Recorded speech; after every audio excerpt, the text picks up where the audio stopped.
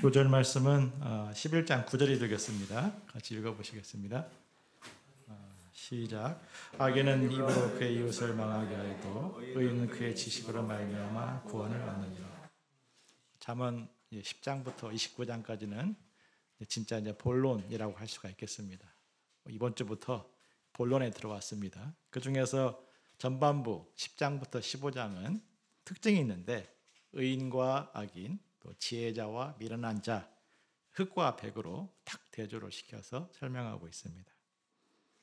사람을 의인과 악인, 또 지혜로운 자와 미련한 자 이렇게 나눌 수 있는 경우는 그렇게 많지가 않죠. 흑과 백, 즉 선과 악의 모습이 두 종류의 모습이 사람 안에 공존합니다. 우리가 어떤 때는 선을 막 사모할 때도 있고 어떤 때는 막 악으로 달려가는 경우도 있습니다. 우리가 이제 어제는 정말 마음속에 거룩한 소원이 충만했다가 오늘은 아주 미련하게 행동하는 그런 양면적인 모습을 많이 보입니다.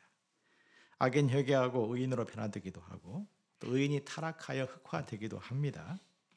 그러면 잠언은 왜 의인과 악인 이렇게 대조를 시켰을까? 이 대조는 삶의 방향 혹은 결과에 대한 차이를 말씀하는 것입니다. 이 방향으로 쭉 가면 그 쭉 갈 때 그 결과가 무엇인가? 쭉 가는 것은 시간이 필요하죠. 당장에는 이 평가가 되지 않습니다. 악한 길이 지혜롭게 보이지 않도록 또 의로운 길이 미련하게 보이지 않도록 깨우치기 위해서입니다. 의인의 길을 가는 것이 얼마나 큰 축복인가? 악인의 길을 가는 것이 얼마나 미련한가? 그 방향을 따라서 쭉 갈 때 그 결과가 분명하게 흑과 백처럼 갈라진다는 것입니다. 우리가 본론에 들어와서 이제 선과 악, 또 의와 또 불의를 분별할 수 있는 지혜를 주시기를 기도합니다. 10장 1절을 같이 읽어보시겠습니다. 시작. 솔로몬의 잠언이라 지혜로운 아들은 아비를 기쁘게 하거니와 미련한 아들은 어미의 근심이라. 그렇다면 누가 지혜로운 자녀인가? 혹은 누가 미련한 자녀인가? 2절을 보십시오. 불법으로 모은 재물은 부모에게 무익하고 공의를 행하는 아들은 부모를 죽음에서 건진다. 이렇게 연결시켜 볼 수도 있습니다. 따로 볼 수도 있지만 1절 말씀과 연결시켜 볼 수도 있습니다. 만약에 제가 주가를 조작해서 10억을 벌어서 그중에 5억을 어머니에게 갖다 드리면 나는 어머니에게 지혜로운 아들입니까? 아니면 미련한 아들입니까? 어느 날 제가 하나님의 인도하심을 받고 이제 늙은 어머니를 놔두고 먼 나라로 선교사로 떠나면 나는 지혜로운 아들입니까? 아니면 막대 먹은 미련한 아들입니까? 많은 선교사들이 부모를 봉양하지 못해서 죄송스러운 마음을 안고 있습니다. 자녀가 공의를 위해서 희생하면 대부분 부모들도 함께 고난을 받습니다. 감리교 신학자 윤성범 박사는 진정한 효도는 부모보다도 큰 사람이 되는 것이다. 이 큰 사람이라는 의미는 내적으로 큰 사람이 되는 것이다. 이렇게 정의를 했습니다. 왜냐하면 자녀가 숭고한 가치를 붙들고 살수록 부모도 함께 성장한다는 것입니다. 대표적인 것이 예수님의 십자가죠. 예수님이 십자가에서 다 고통스럽게 죽어갈 때 그 십자가 아래에서 그것을 보는 어머니 마리아의 그 심장은 칼로 찌르는 것 같은 큰 고통을 겪었습니다. 인간적으로는 불효이죠. 하지만 그것이 이 마리아가 만세, 복이 있는 여인으로 쓰임받는 모습이기도 합니다. 자녀가 목자 혹은 선교사로 헌신하는 계기가 되어서 불신자였던 부모들에게 믿음이 들어가고 하나님의 자녀가 되는 역사들이 그와 같습니다. 하나님은 공의를 위해서 살아가는 자들의 삶에 당신의 손길로 역사하셔서 위로부터 은혜로 채워주십니다. 여호와는 의인의 영혼을 줄이게 하지 않습니다. 사람이 떡으로만 사는 것이 아니하고 하나님 말씀으로 사는 것임을 알게 하십니다. 이것이 아무나 깨닫는 것이 아니죠. 잠언에서 의인으로 산다는 것은 일상을 제쳐두고 오로지 봉사에만 힘쓰는 생활을 말하지 않습니다. 오히려 삶의 십자가를 부지런히 감당하는 것을 말씀합니다. 4절을 보십시오. 손이 게으르면 부모의 근심이 되고 손이 부지런해야 부를 쌓고 또 부모의 기쁨이 됩니다. 손이 게으르다는 것은 손이 빠르지 않다, 혹은 손재주가 없다, 그런 의미가 아니죠. 모바일 게임에 중독된 청년들을 보면요, 손이 굉장히 빠릅니다. 저도 옆에서 봤는데 조그만 핸드폰 가지고 막 하고요, 길 가면서도 막 하는 것을 보았어요. 야, 부지런하구나, 게임하는데. 통신대 주정원 교수는 게으름이란 아무것도 하지 않거나 행동이 느린 것이 아니다, 목표에 집중하지 못하고 산만한 것이다, 이렇게 정의했습니다. 자기가 해야 될 목표가 있는데 그것을 놔두고 딴 것으로 막 시간을 쓰고 에너지를 소비하는 것이 게으름이라는 것입니다. 지혜로운 자녀는 추수해야 될 때, 즉 여름에 밀추수를 하는데 그때 밖에 나가서 손을 움직여 추수하는 것이 이제 부지런한 자녀입니다. 각각의 때에 맞게 움직일 수 있는 것이죠. 반면 미련한 자녀는 추수할 타이밍이 왔는데도 일하지 않음으로써 그 때를 다 놓치고 결과적으로 부모에게 부끄러움을 끼치는 것입니다. 6절부터 14절은 말과 의인이 연결되어 있음을 말씀합니다. 6절을 보십시오. 같이 읽어보시겠습니다. 시작. 의인의 머리에는 복이 많아 악인의 입은 복을 먹었노라. 의인의 머리와 악인의 입, 머리와 입이 대조가 되었습니다. 의인은 무엇인가? 머리에서 의로운 생각을 하는, 하나님을 기쁘시게 하는 게 뭐지? 어떻게 하면 사람들에게 많은 은혜를 끼치지? 이 생각이 의인의 삶을 시작해 합니다. 하나님은 그들에게 복을 주시죠. 반면 악인이 무엇인가? 악인은 말로써, 부정적인 말, 사나운 말, 정죄하는 말로써 사람들에게 고통을 주는 자이라. 우리가 말을 함부로 하는 것을 가볍게 여기죠. 하지만 말로써 사람의 영혼에 깊은 고통과 상처가 생기고 모든 불화의 시작이 말로서 시작이 됩니다. 사람을 병들이는 독이 그 말에 들어 있습니다. 의인은 그 이름을 기념할 때마다 칭찬을 불러옵니다. 최 베드로, 정말 훌륭한 분이지, 정말 본받고 싶은 분이야. 반면 악인의 이름은 썩은 악취처럼 불쾌함을 줍니다. 최 베드로, 아침부터 저 인간 이름을 들으니까 기분이 더럽네. 이렇게 그 의인과 악인의 이 삶에 미치는 영향력이 이렇게 갈라집니다. 지혜로운 아들은 계명을 받습니다.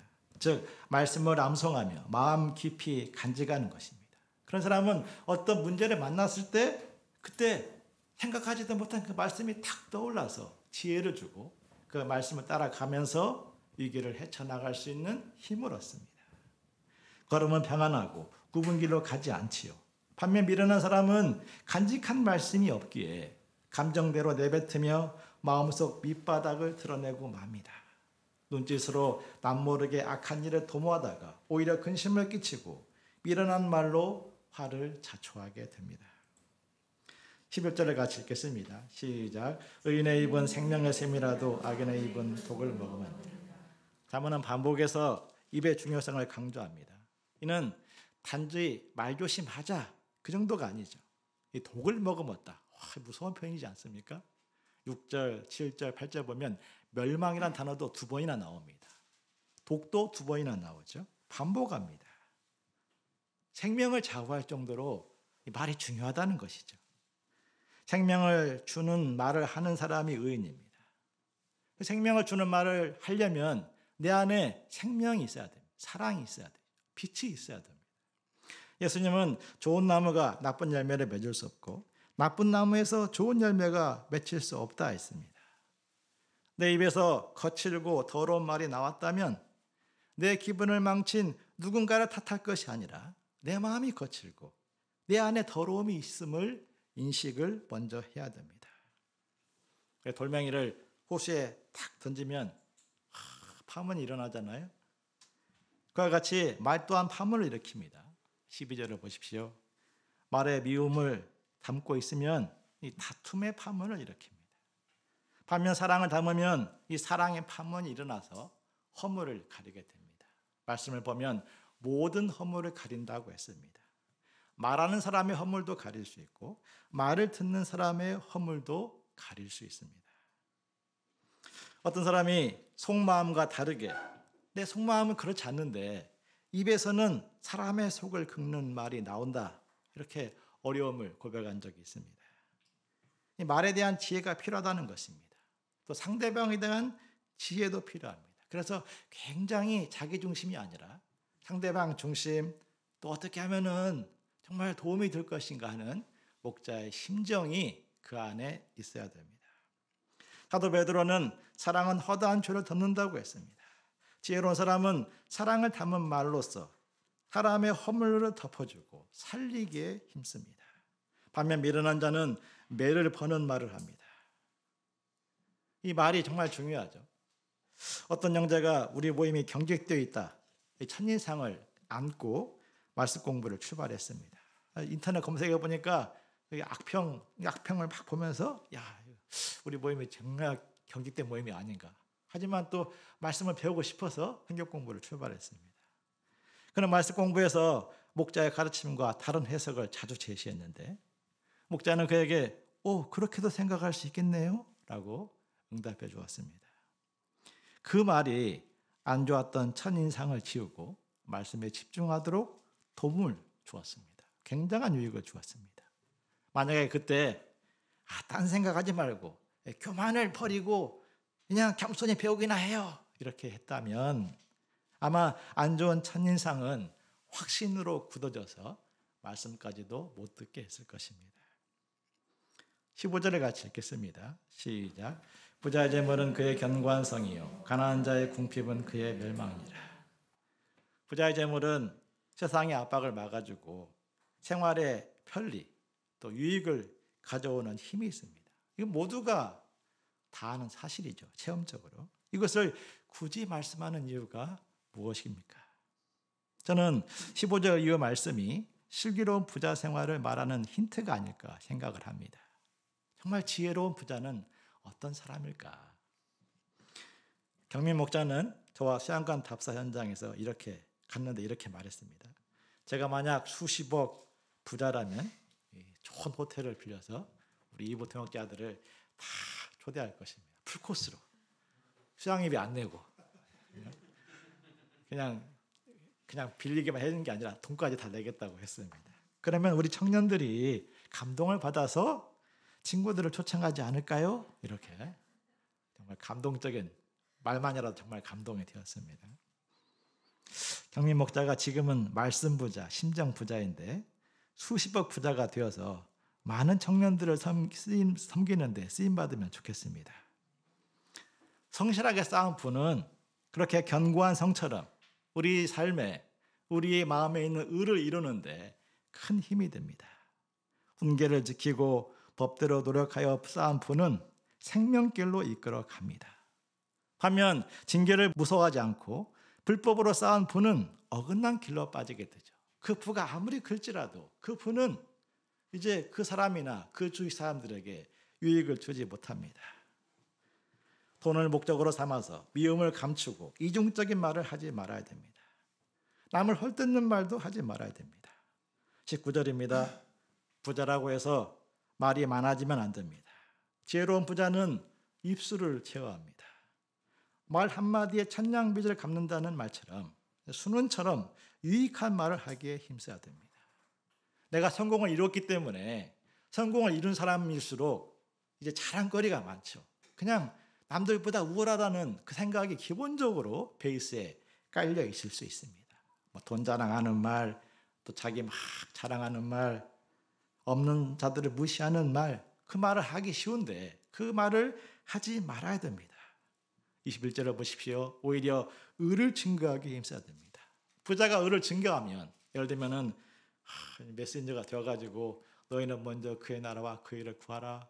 그러면 이 모든 것을 더하시리라. 이렇게 간증을 하면 그것이 얼마나 많은 사람들에게 유익한 교육이 되겠습니까?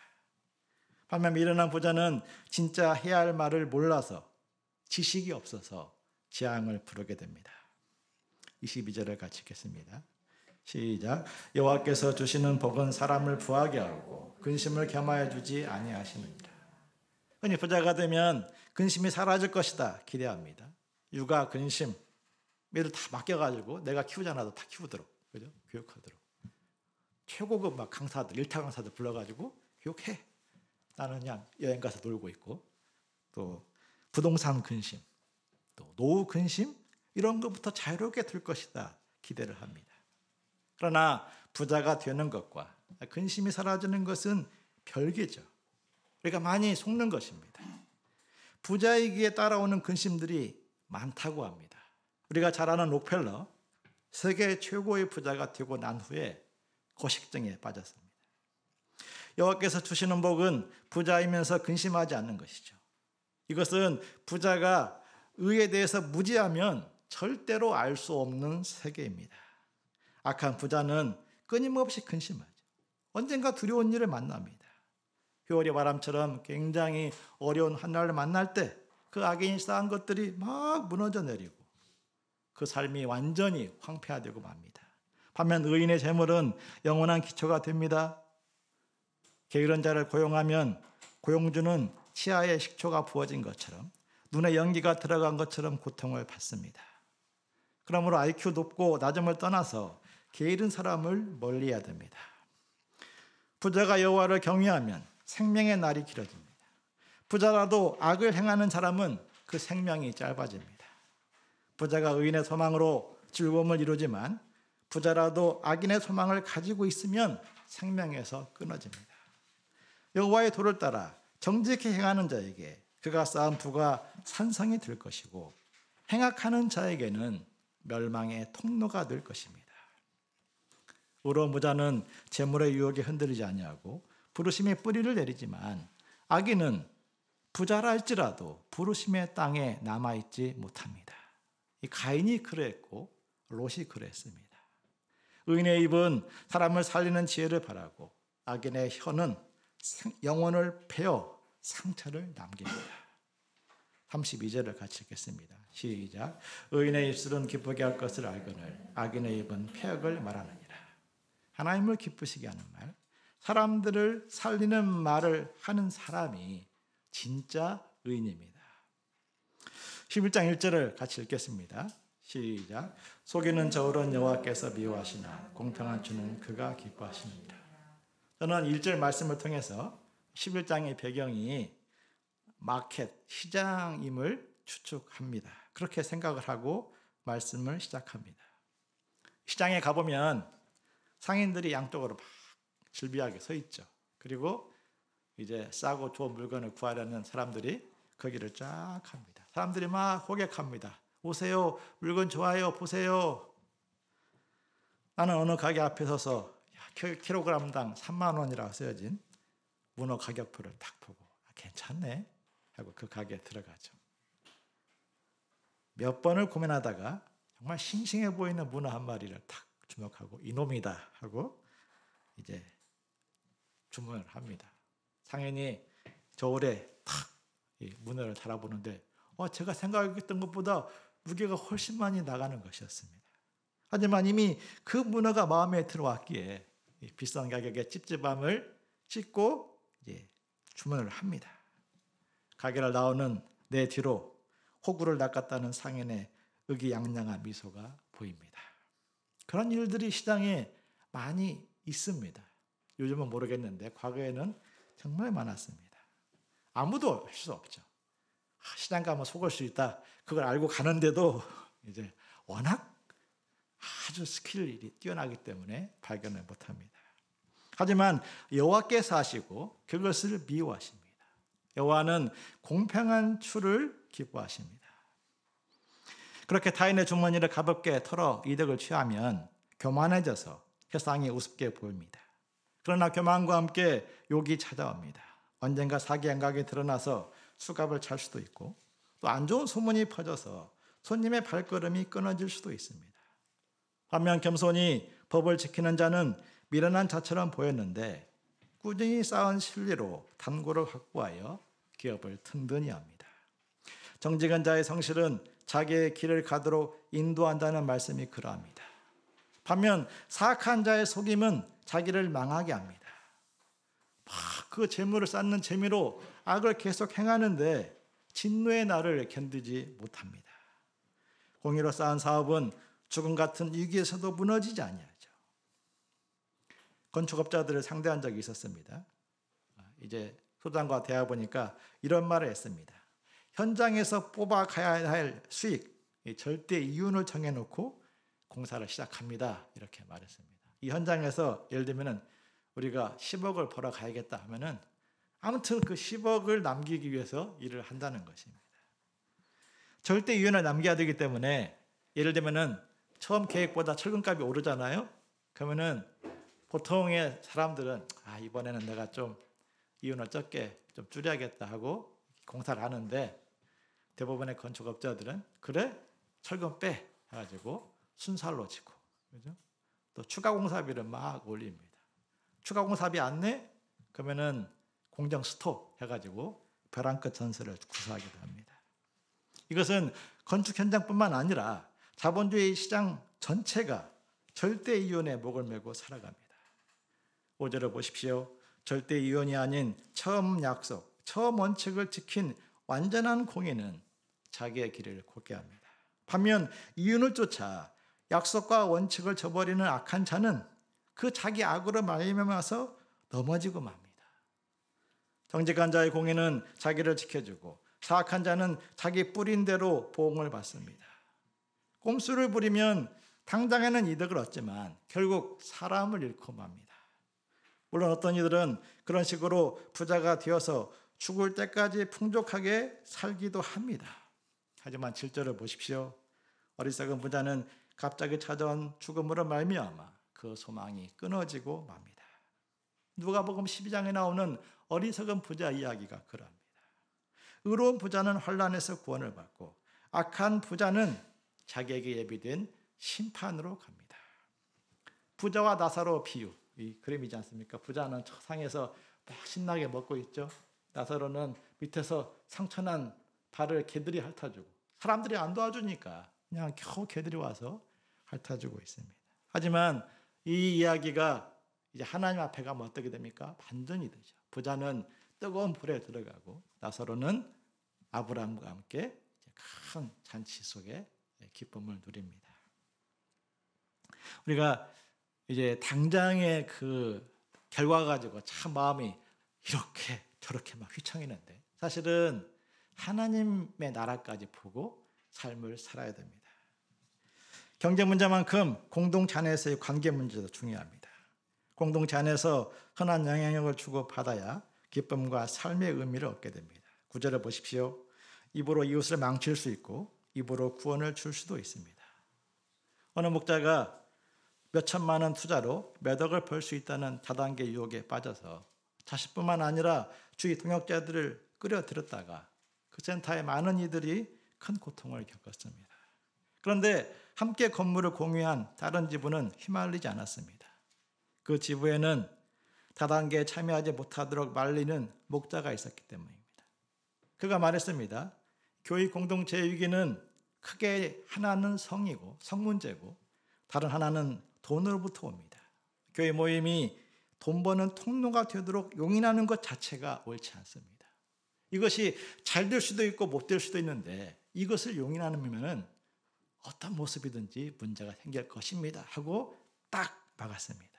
욕을 먹더라도 말렸는데 그 의의 의로운 지식이 동역자들을 구했습니다. 10절을 보십시오. 의인이 형통하면 성읍이 즐거워하고 악인이 패망하면 기뻐 외칩니다. 의인의 성공보다 악인의 패망이 훨씬 임팩트가 강하다는 말씀입니다. 의인이 성공하면 그래 잘 됐다 했지만 악인이 망하면 잘 됐다 그놈 하면서 사람들이 즐거워한다는 것이죠. 불법으로 성공한 자들의 목소리가 모임의 중심에 서지 못하도록 철저히 경계해야 된다는 것입니다. 정직하게 수고한 자들이 복을 받아야 그 공동체가 진행합니다. 자기 욕망을 쫓는 자들이 공동체를 향하여 볼륨을 높일 수 있도록 놔두면 그로 말미암아 무너지게 됩니다. 지혜 없는 사람은 이웃의 소중함을 모르고 멸시를 하지만 명철한 자는 잠잠합니다. 이웃 사촌이 땅을 사면 배가 아프다. 이 말은 사실은 악한 욕망을 합리화하는 말이죠. 성공한 이웃을 옆에 두는 것은요, 실은 나의 발전이나 성공에 조금이라도 도움이 됩니다. 우리가 이웃을 귀하게 여기고 이웃의 허물과 약점을 들추며 깎아내릴 것이 아닙니다.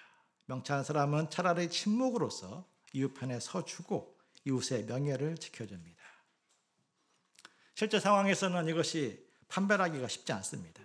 왜냐하면 마냥 침묵하고 숨겨주는 것이 언제나 좋은 것은 아니기 때문입니다. 때로는 공동체 전체가 공유함으로써 많은 이들의 기도 지원과 집단 지성의 도움을 받는 것도 좋습니다. 그리하려면, 분별하려면 지략이 있어야 됩니다. 지략이 없으면 백성이 망하고 지략이 많으면 평안을 누립니다. 이웃을 돕는다는 명분에 몰입하여 보증을 서주는 덫에 빠지지 않는 것도 지략입니다. 이 보증의 덫에 빠지면 돈만 잃는 것이 아니라 사람까지 잃어버립니다. 하나님 의지하여 자기 십자가를 지도록 돕는 것이 이웃과 올바른 관계를 맺는 지혜입니다. 16절을 같이 읽겠습니다. 시작. 유덕한 여자는 존영을 얻고 근면한 남자는 재물을 얻느니라. 존영이란 원어로 카보드로서 명성을 말합니다. 이제 자문의 주제가 재물에서 공동체에서 이제 명성, 덕을 베푸는 삶으로 옮겨오고 있습니다. 당시 여자들의 사회적 지위는 남자들과 비교해 볼 때 정말 보잘것없었습니다. 그럴지라도, 그런 사람일지라도 덕을 베풀면 열심히 돈을 모은 남자보다 빛나는 존재라는 말씀입니다. 남에게 인자한 사람은 남을 이롭게 할 뿐만 아니라 자기 영혼을 이롭게 하고, 남에게 잔인한 자는 남을 해칠 뿐만 아니라 자기 몸을 해롭게 합니다. 덕을 베풀지 않는 자의 결국은 허무하고, 공의를 뿌린 자의 삶은 명예를 확실히 얻습니다. 공의를 지킨 자는 생명에 이르고, 자기 이익만 추구하는 악을 따르는 자는 사망에 이릅니다. 굽은 마음으로 공동체를 막 흔드는 자는 여호와께 미움받습니다. 하나님이 그냥 놔두지 않습니다. 반면 이웃을 온전히 대하는 사람은 하나님의 기뻐하심을 받습니다. 악인들이 힘을 합쳐서 손발을 맞출지라도 심판을 피할 수 없지만 의인은 그 자손까지도 구원을 받게 됩니다. 우리 한 사람이 정말 하나님 앞에서 순전한 길을 가면요, 그 사람의 삶은 시간 속에서 그 주위, 그 자손들에게까지 영향을 미칩니다. 아름다운 여인이 절제하지 않는다면 마치 돼지 코에 걸린 금고리처럼 아름다움의 가치를 잃어버립니다. 16절에 유덕한 여자와 22절에 절제하진 여자가 대조가 되죠. 한 여인은 덕을 베풀어서 명예를 얻고, 한 여인은 아름다움을 가지고 있었으나 절제하지 않으므로 이제 돼지코의 금고리 같은 무가치한 존재가 되어버립니다. 23절을 같이 읽겠습니다. 시작. 의인의 소망은 오직 선하나 악인의 소망은 진노를 이룹니다. 오직 선하다, 이 말씀은 악을 실행하면서 의인의 명분을 붙일 수 없다는 것입니다. 의인은 진짜 선한 것을 추구한다는 것입니다. 악을 부인하거나 혹은 당연시하지 하는 함정에 빠지지 말아야 됩니다. 외국인 노동자들이 한국에 와서 처음 배우는 말이 사장님 때리지 마세요 라고 합니다. 사장님들이 많이 때린다는 것이죠. 왜 때립니까?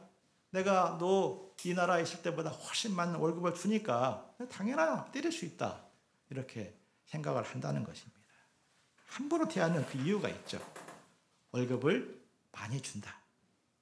악을 정당화할 수 있는 이유, 그런 것들이 있는데 하나님 말씀에는 아니라는 것입니다. 그 악행의 끝은 진노입니다. 24절을 같이 읽겠습니다. 시작. 흩어 구제해도 더 구하게 되는 일이 있나니 과도약게도 가난하게 될 뿐이니라.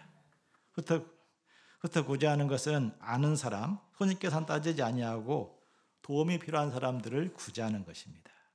구제를 좋아하는 자는 풍족하여질 것이고, 남을 윤택하게 하는 자는 자기도 윤택하여집니다. 이것은 실제로 구제를 하는 사람들만이 체험할 수 있는 비밀이죠. 흉년의 때 곡식을 내놓지 않고 있다가 극한 상황에서 비싸게 파는 것, 이것은 고대 세계 부자들의 재테크 방식 중에 하나입니다. 흉년이 오면은 곡식 가격이 폭등하거든요. 부자들은 곳간에 막 곡식을 쌓아놓다가 제일 곡식 가격이 정점에 오랐을 때 땅 가져와, 너희 자식들 내 종으로 팔아, 이렇게 해가지고 곡식을 그때 푸는 것입니다. 그렇게 곡식을 내놓지 않는 자들, 백성의 저주를 받을 것이라는 말씀입니다. 반면 정상 가격대로 곡식을 파는 자들은 복을 받습니다. 우리가 잘 아는 경주 출시 부자 이야기가 그러합니다.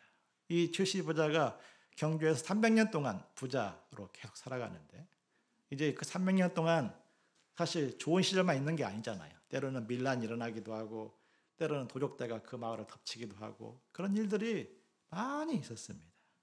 그런데 이 가문이 그 전란이나 어려움에 무너지지 않고 계속해서 부자로 살 수 있었던 것은 그 가문에 내려오는 몇 가지 가언들이 있었기 때문입니다. 예를 들면 흉년에는 땅을 절대 사지 마라. 이제 먹을 게 없으니까 땅도 막 팔잖아요. 그때 없는 사람들 가져와 하지 말고 그때 곡식을 나눠줬습니다. 사방 백리 안에 굶어 죽는 사람이 없게 하라. 6가지 가언이 있는데 뭐 이렇게 진사 이상의 관리가 되지 마라 해가지고 공제에 가지 말도록 하고, 없는 자들을 구제하는 가문의 전통이 밀란이나 도적들의 들끓는 때에도 출시 집안의 보호막이 되어주었습니다. 27절에 보십시오. 선을 행하기를 간절히 사모하는 자들이 구제할 수 있죠. 그러면 손해만 보는 것이 아니라 은총을 얻습니다.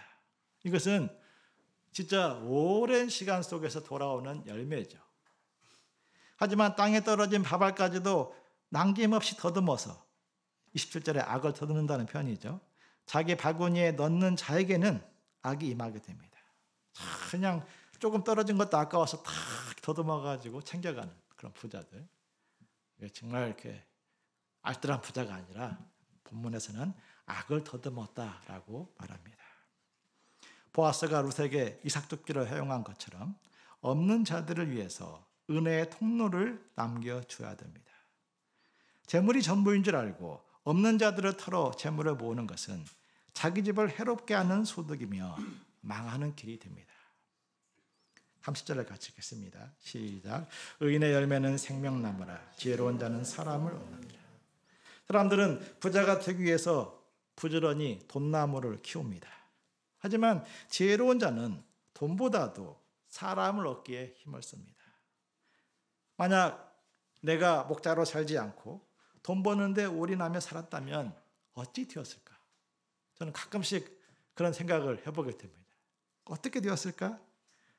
지금보다 훨씬 부자가 되었을까? 아니면 돈에 몰빵하는 자들이 걸리는 덫에 빠져 있던 것마저 다 날려 먹었을까? 알 수 없죠. 혹여 대박을 터뜨려 부자가 되었을 수도 있고, 아니면은 그냥 쫄딱 돈에 막 미쳐 살다가 한번 올인했다가 쫄딱 망할 수도 있습니다. 아무튼 어떤 결과일지라도 사람을 돕고 살리는 목자의 삶, 목자의 가치와 감히 비교할 수 없습니다. 하나님의 저울로 달아보면 그렇다는 것입니다. 돈으로 속이는 세상 저울에 속지 말아야 됩니다. 의인의 열매는 생명나무입니다. 돈나무 여기에 속지 말아야 됩니다. 최고의 의인은 우리가 아시다시피 골고다 언덕 그 십자가에 달려 만민의 생명나무가 되신 예수님이십니다. 우리가 골고다 십자가 보십시오. 그 정말 위대한 생명나무 아닙니까? 예수님은 당신의 살과 피로 우리를 죄와 죽음에서 구원하여 영원한 생명을 주셨습니다.